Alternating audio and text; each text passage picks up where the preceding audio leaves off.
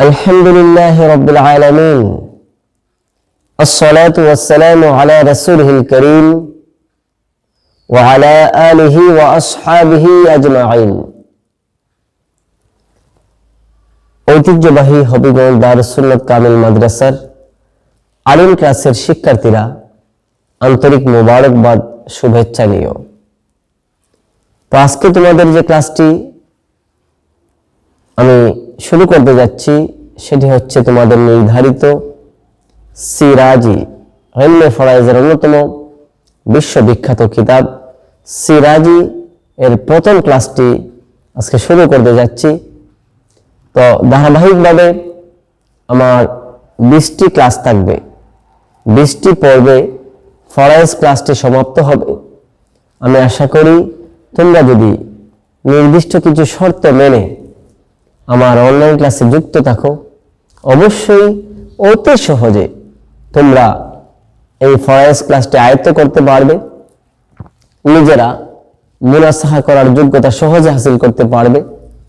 আমরা লক্ষ্য করেছি ইতিপূর্বে যারা আলেম ফাঁস করে, ফাজিল কামিল ফাঁস করে, অবশেষে শতকরা 5 জন ছাত্র বা ছাত্রী ইলমে ফরায়েজের মুনাসাহা করতে পারবে কিনা তাও সন্দেহ হয়। এজন্য আমি তোমাদেরকে বলবো খুবই মনোযোগের সাথে আমার শর্তগুলো মেনে ফরায়েজ ক্লাসে তোমরা যুক্ত হয়ে যাও। প্রথম শর্ত হচ্ছে তোমরা চুপ থাকবে। আমার ক্লাসটি চলা অবস্থায় কোনোভাবেই কথাবার্তা বলা যাবে না, অন্যমনস্ক হওয়া যাবে না। প্রথমত চুপ থাকবে। দ্বিতীয় কথা হচ্ছে তুমি মনোযোগ দিয়ে তা শ্রবণ করবে বা শুনবে। তোমার চোখ দিয়ে তুমি দেখবে, তোমার কান দিয়ে শুনবে, অন্তর দিয়ে তা গ্রহণ করবে। অবশ্যই তোমরা বিশেষভাবে শর্তগুলো মেনে চলবে। 3 নম্বর শর্ত হচ্ছে তুমি যা শিখলে জানলে তা স্মরণে রাখার চেষ্টা করবে। 4 নম্বর হচ্ছে এবার তোমার আমলে তুমি বাস্তবায়ন করবে। শুধু তুমি শিখলে জানলে আমল করলে তাই শেষ নয়। 5ম শর্ত হচ্ছে তোমার অন্য মুসলমান ভাইয়ের কাছে তুমি তা পৌঁছে দেবে, সেও যেন মুসলিম শরিয়া আইনে সম্পত্তির বন্টনের পদ্ধতি জেনে শিখে আমলে বাস্তবায়ন করতে পারে। আমরা আমাদের মুসলিম সমাজটাকে সুশৃঙ্খল, দাঙ্গা হাঙ্গামাহীন, ফিতনা ফাসাদহীন একটি মুসলিম সমাজ হিসেবে উপহার দিতে পারি। সেজন্য সকলের ঐক্যবদ্ধ প্রচেষ্টা একান্ত প্রয়োজন। যাই হোক, আমরা যে কিতাবটি পড়ব সেটি হচ্ছে সিরাজি, ইলমে ফরায়েজের অন্যতম বিশ্ব নন্দিত প্রসিদ্ধ কিতাব হচ্ছে সিরাজি।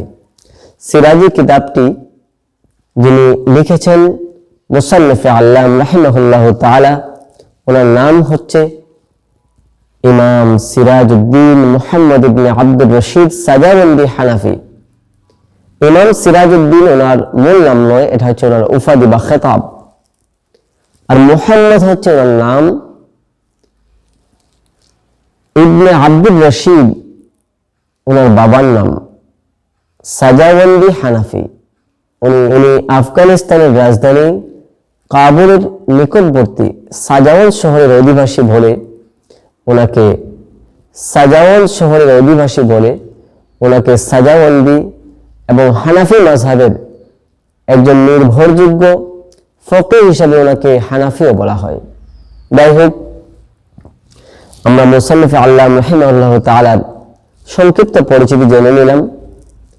তো আমরা যে সিরাজি নামক কিতাবটি পড়ব, এটি এমন একটি গুরুত্বপূর্ণ প্রসিদ্ধ কিতাব। বাংলা ভাষায়, উর্দু, ফার্সি, হিন্দি, তুর্কি, ইংরেজি সহ বিভিন্ন ভাষায় এই সিরাজি নামক কিতাবটি অনুদিত হয়েছে। বিশ্বে এটি গ্রহণযোগ্য একটি ফতোয়া ইলমে ফরায়েজের কিতাব হিসেবে এটি স্বীকৃত। বাংলাদেশেও আলিয়ার ধারা, কওমি ধারা, সকল ধারায় এই সিরাজি নামক কিতাবটি পাঠ্যপুস্তক হিসেবে নির্ধারিত। যাই হোক, আমরা যে বিষয়টি পড়ব সেটা হচ্ছে ফরায়েজ বিষয়ের সিরাজি কিতাবটি পড়ব। তো ফরায়েজের পরিচয় আমরা জেনে নিই। ফরায়েজ শব্দটির জমা, এর এক বচন হচ্ছে ফারিয়েদাতুন, মূলক করেছে ফারাবদ। এর আবিধানিক অর্থ হচ্ছে সিহামুন মুকদ্দারাতুন, সুনির্দিষ্ট অংশ, সুনির্দিষ্ট অংশ। এবার এর পারিভাষিক বা ইসতিলাহি একটা পরিচয় রয়েছে, সেটি হচ্ছে হুয়া ইলমুন বিকাওয়াইদি ওয়া জুজইয়াতিন তুরাফু বিহা কাইফিয়াতু সরফি তারাকাতি ইলাল ওয়ারিসি বাদা মারিফাতিহি।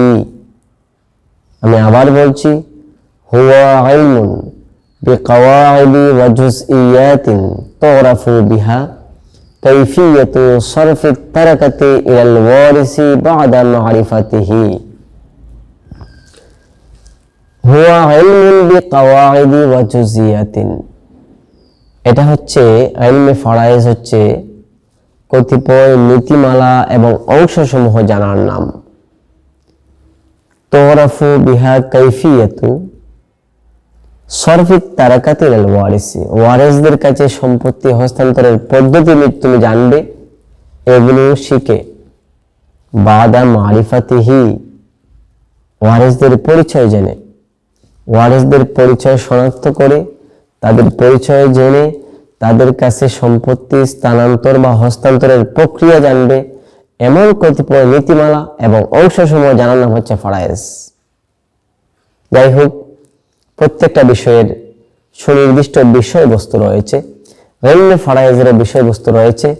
ইলমে ফরায়েজের বিষয়বস্তু হচ্ছে আত-তারাকাতু ওয়াল ওয়ারিসু, মৃত ব্যক্তির রেখে যাওয়া সম্পত্তি এবং ওনার ওয়ারিস উত্তরাধিকারী। এই উত্তরাধিকারী এবং ওয়ারিস, এই দুটি হচ্ছে ইলমে ফরায়েজের আলোচ্য বিষয়। এবার জানা দরকার, প্রত্যেকটা বিষয়ের লক্ষ্য উদ্দেশ্য থাকে, গরজ বা গায়াত থাকে। ইলমে ফরায়েজেরও এরকম রয়েছে, তা হচ্ছে আন ইহসালা আলান নাজাতি ফিদ দারাইনি বিইআতাইল মালি ইলাল ওয়ারিসি বিদুইল কুরআনিল হামিদি ওয়াল আহাদিসিন নাবাউইয়্যাতি ওয়া ইজমাইল উম্মতি। হুয়া ইলমুন বিকাওয়াইদি ওয়া জুজইয়াতিন তুরাফু বিহা আন ইহসালা আলান নাজাতি ফিদ দারাইনি বিইআতাইল মাল, দুনিয়া এবং আখিরাতে কামিয়াবি হাসিল করা, অর্থাৎ দুনিয়াতে শান্তি শৃঙ্খলা বিধান করা, পরকালে কামিয়াবি বা মুক্তি হাসিল করা, নাজাত পাওয়া। বিইআতাইল মাল ইলাল ওয়ারিসি, ওয়ারিসদের কাছে সম্পত্তি স্থানান্তর করে, প্রদান করে। কিভাবে? কোরআনুল কারীম, হাদিস নববী এবং ইজমায়ের আলোকে। কোরআন, সুন্নাহ, ইজমায়ের আলোকে ওয়ারিসদের কাছে সম্পত্তি প্রদান করে দুনিয়াতে শান্তি শৃঙ্খলা বিধান করা এবং পরকালে মুক্তি হাসিল করা, এটি হচ্ছে ইলমে ফরায়েজের উদ্দেশ্য। ইলমে ফরায়েজের গুরুত্ব আলোপ করে আমাদের প্রিয় নবী সাল্লাল্লাহু তাআলা আলাইহি ওয়াসাল্লাম ইরশাদ ফরমান, তাআল্লামুল ফারাইদ ওয়া আল্লিমুহা আন-নাস ফাইন্নাহা নিসফুল ইলমি। তোমরা ফরায়েজ শিক্ষা করো, মানুষকেও ফরায়েজ শিক্ষা দাও। ফাইন্নাহা নিসফুল ইলম, কারণ এই ফরায়েজ হচ্ছে সমস্ত জ্ঞানের অর্ধেক। সুবহানাল্লাহ। সকল শিক্ষা দুনিয়ার চাল চলন রীতিনীতির সাথে সম্পৃক্ত, একমাত্র ফরায়েজটা হচ্ছে মৃত্যুর পরবর্তী বিষয়কে কেন্দ্র করে এটা শিক্ষা। এজন্য হয়তো প্রিয় নবী সাল্লাল্লাহু তাআলা আলাইহি ওয়াসাল্লাম ইলমে ফরায়েজকে সমস্ত জ্ঞানের অর্ধেক বলেছেন। সুবহানাল্লাহ। কিয়ামতের পূর্বে ইলমে ফরায়েজকে মানুষ ভুলে যাবে, আয়ত্ত করার চেষ্টা করবে না, যার ফলশ্রুতিতে সম্পত্তির সুষ্ঠু বিধান বন্টন নিশ্চিত হবে না। দাঙ্গা হাঙ্গামা, মারামারি, কাটাকাটি, ফিতনা ফাসাদ জড়িয়ে মানুষ ক্ষতিগ্রস্ত হবে। এজন্য এটার গুরুত্ব আরোপ করে হয়তো প্রিয় নবী সাল্লাল্লাহু তাআলা আলাইহি ওয়াসাল্লাম ঘোষণা দিয়েছেন, এটা হচ্ছে সমস্ত জ্ঞানের অর্ধেক। সুবহানাল্লাহ। কিন্তু আফসোসের ব্যাপার হলো, আমাদের মুসলিম সমাজে যারা কমপক্ষে মাদ্রাসায় পড়ে, আলিয়া মাদ্রাসা এবং কওমি মাদ্রাসা উভয় নেশাবে এই ফরায়েজ বা সিরাজি নামক কিতাবটি পাঠ্যপুস্তক হিসেবে নির্ধারিত। তারপরেও আমার মনে হয় শতকরা 5 জন ছাত্র ইলমে ফরায়েজের বিষয়টি আয়ত্ত করতে পারে না। এজন্য আমি বলবো, তোমরা যদি মনোযোগের সাথে আমার শর্তগুলো মেনে ফরায়েজ ক্লাসে যুক্ত হয়ে যাও, ইনশাআল্লাহ অতি সহজে মুনাসাখা তোমরা নিজেরা করতে পারবে, ফরায়েজটি তোমরা নিজেরা বুঝতে পারবে। তো যাই হোক, এবার আমরা সিরাজি নামক কিতাবের মূল পর্বে চলে যাব। قال علماؤنا تتعلق بتركة الميت حقوق 4 مرتبة। হানাফি মাযহাবের উলামাগণ বলেন, মৃত ব্যক্তির সম্পত্তির সাথে ধারাবাহিকভাবে 4টি হক জড়িত রয়েছে। আল আউয়ালু ইবদাউ বিতাকফিনিহি ওয়া তাজহিজিহি মিন গায়রি তাবযিরিন ওয়ালা তাকতিরিন। প্রথমত হচ্ছে কৃপণতা করা যাবে না, অপচয় করা যাবে না, অর্থাৎ মধ্যম পন্থায় কাফন দাফনের ব্যবস্থা করা। যেমন মনে করো, একজন শিল্পপতি, প্রভাবশালী ধনাঢ্য পরিবারের সন্তান দুনিয়াতে শান শৌকতের সাথে কাপড় চোপড় পরতেন। উনি ইন্তেকালের পরে ওনার যথেষ্ট সহায় সম্পত্তি থাকা সত্ত্বেও যদি একেবারে কম মূল্যের মার্কিন কাপড় দিয়ে ওনাকে কাফন দাফন করা হয়, সেটি হবে ওনার জন্য কৃপণতা। আবার একজন দিন মজুর মানুষ, উনি কোনো রকম ভাবে সাদাসিধা জীবনযাপন করতেন, ওনার রেখে যাওয়া অল্প সম্পত্তি থেকে যদি তোমরা বেশি দামের কাপড় দিয়ে ওনাকে দাফন করার ব্যবস্থা করো, তাইলে সেটা হবে অপচয়। এজন্য হানাফি মাযহাবের উলামায়ে কেরামের অভিমত হচ্ছে, অপচয় করা যাবে না, কৃপণতা করা যাবে না, মধ্যম পন্থায় কাফন দাফনের ব্যবস্থা করা। তাইলে মানুষ মারা যাওয়ার পরে আমাদের প্রথম কাজ হচ্ছে মধ্যম পন্থায় কাফন দাফনের ব্যবস্থা করা। আস-সানি তুকদা দুয়ুনুহু মিন জামিই মা বাকিয়া মিন মালিহি। দ্বিতীয়ত হচ্ছে কাফন দাফন করার পরে অবশিষ্ট সমস্ত সম্পত্তি থেকে মৃত ব্যক্তির ঋণগুলো পরিশোধ করে দেয়া। যদি দেখা যায় মৃত ব্যক্তির ঋণ এত বেশি, ঋণ দিতে দিতে সম্পত্তি শেষ হয়ে যায়, তারপরেও মৃত ব্যক্তির সমস্ত ঋণ আগে পরিশোধ করতে হবে। আওলাদ বা ওয়ারিসরা যদি নেক সন্তান হয়, মা বাবার বাধ্য সন্তান হয়, কখনোই মা বাবার ঋণ পরিশোধ না করে নিজেরা আত্মসাৎ করবে না, মা বাবাকে জাহান্নামে যাওয়ার কারণ বানাবে না। এবার আস-সালিসু, তৃতীয় হচ্ছে তুনফাযু ওয়াসায়াহু মিন সুলুসি মা বাকিয়া বা'দা আদ-দাইন। ঋণ পরিশোধ করার পরে অবশিষ্ট যে সম্পত্তি রয়ে গেল, এর 1/3 থেকে মৃত ব্যক্তির ওসিয়ত পূরণ করা। তবে এক্ষেত্রে বিশেষভাবে খেয়াল করবে, যদি কোনো ব্যক্তি দুনিয়ায় থাকা অবস্থায় তার ওয়ারিসদেরকে সামনে নিয়ে সমস্ত সম্পত্তি ওসিয়ত করার বিষয়টা উনি বলে ফেলে, ওয়ারিসরাও যদি সম্মত হয়ে যায়, তাইলে সমস্ত সম্পত্তি ওসিয়ত করতে হবে। আর যদি ওয়ারিসরা দ্বিধা করে, দ্বিমত পোষণ করে, তাইলে 3/1 বাহিরে এই সম্পত্তি ওসিয়ত করা যাবে না, ওসিয়ত করলেও তা দিতে হবে না।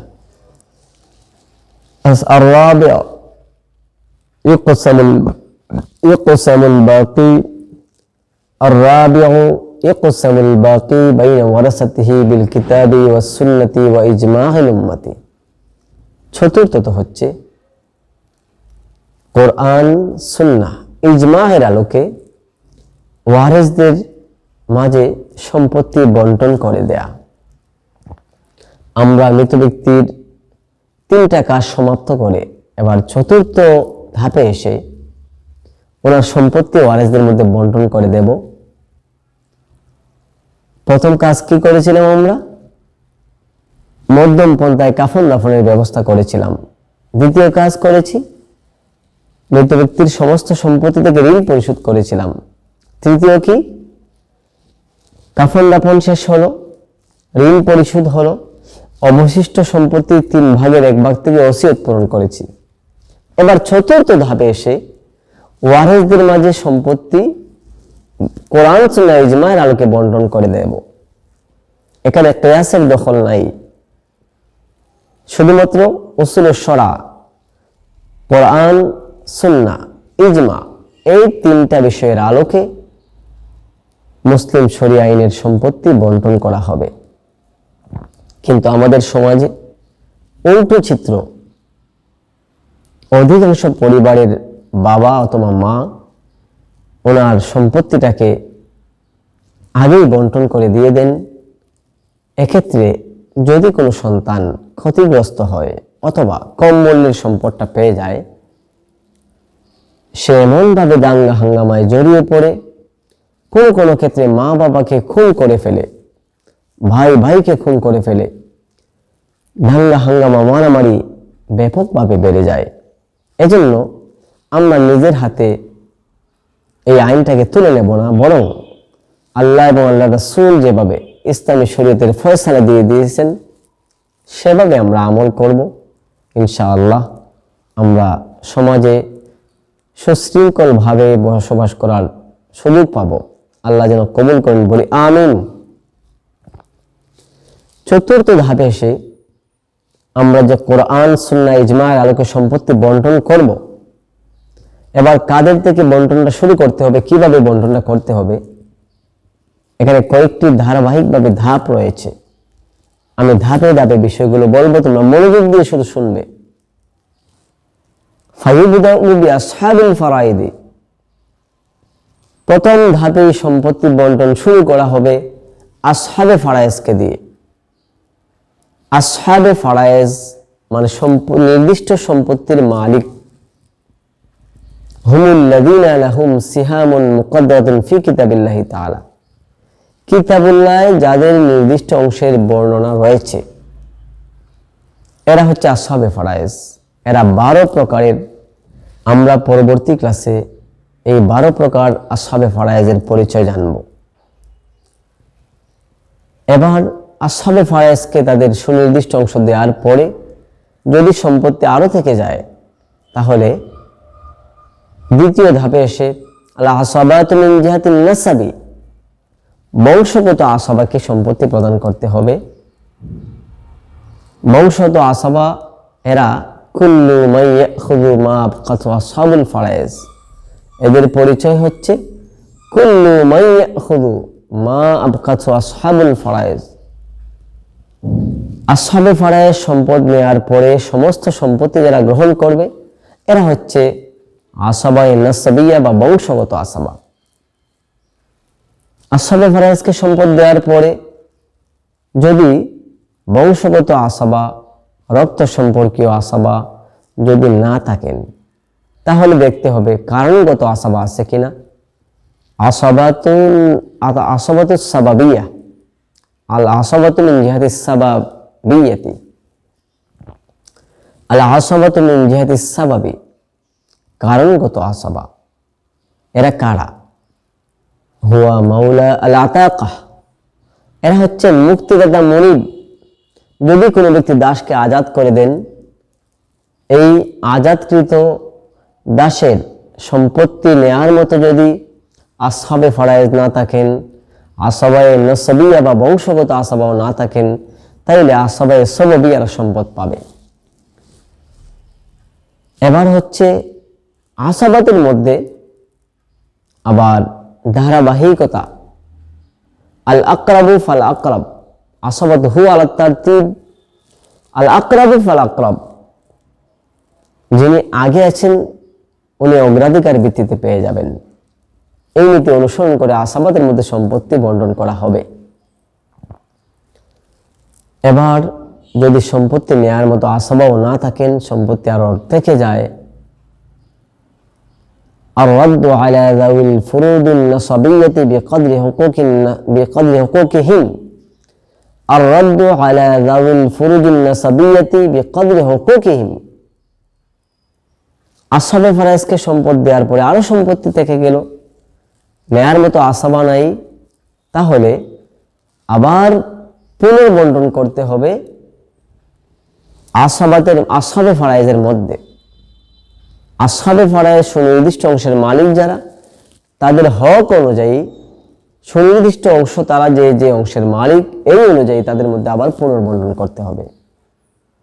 তো ধারাবাহিকভাবে যদি এরাও না থাকেন, তাহলে দেখতে হবে যাউল আরহাম, দূরবর্তী আত্মীয়, যেমন মামা, খালা, এরকম আত্মীয়। যদি আসহাবে ফারাইজ না থাকেন, আসাবা না থাকেন, তাহলে যাউল আরহামের কাছে সম্পত্তি বন্টন করে দেওয়া হবে। এরাও যদি নেওয়ার মতো না থাকেন, তাহলে আল মাওলাল মুওয়ালাহ, চুক্তিবদ্ধ বন্ধু মনিব, মৃত ব্যক্তি দুনিয়ায় থাকা অবস্থায় অন্য কোনো ব্যক্তিকে ঘোষণা দিলেন যে উনি ওনার বন্ধু মনিব। এই মৃত ব্যক্তি শর্ত আরোপ করলেন, চুক্তিতে আবদ্ধ হলেন, আমি যদি আমার দুনিয়ায় থাকা অবস্থায় কোনো খুন করি, রক্তপাত করি, এই দিয়ত বা মুক্তিপণ তোমাকেই বহন করতে হবে। আর যদি আমি মারা যাই, তাহলে আমার সমস্ত সম্পত্তির মালিক তুমি হয়ে যাবে। আর চুক্তিবদ্ধ ব্যক্তি যদি তা স্বীকার করে নেয়, তাহলে এরকম ব্যক্তি এই পর্যায়ে এসে সম্পদ পাবে, যদি সম্পত্তি বাকি থাকে। এরাও যদি কেউ না থাকেন, তাহলে আল মুকিরু লাহু বিন নাসাবি আলাল গায়রি হাত্তাল মাউত, নিজের বংশের কেউ নয়, অন্য বংশের কোনো ব্যক্তিকে নিজের বংশের বলে স্বীকৃতি দেয়া, আর এটার উপরে মৃত্যু পর্যন্ত অটল থাকা। তাহলে এরকম ব্যক্তি যিনি চুক্তিবদ্ধ স্বীকৃতিপ্রাপ্ত ব্যক্তি, উনি আবার তা অস্বীকার করবে, আমি ওনার বংশের নই, কারণ বংশের স্বীকার করে ফেললে উনি তো আসাবা হয়ে যাবেন। এজন্য এরকম স্বীকৃত ব্যক্তি এ পর্যায়ে এসে সম্পদ পাবে। যদি এ পর্যায়ের ব্যক্তিও না থাকেন, তাহলে আল মুসালাহু বিজামিউল মাল, মুসালাহুকেও, যাকে ওসিয়ত করা হয়েছে তাকে সমস্ত মাল দিয়ে দেওয়া হবে। তাও যদি না থাকে, বাইতুল মালে সম্পত্তি জমা হয়ে যাবে। আমাদের বাংলাদেশ সহ এরকম কান্ট্রি যেগুলোতে বাইতুল মালের ব্যবস্থা নাই, এক্ষেত্রে মুসলমান ফকির, মিসকিন, এতিম ও সহায়দেরকে সম্পত্তি বন্টন করে দিতে হবে।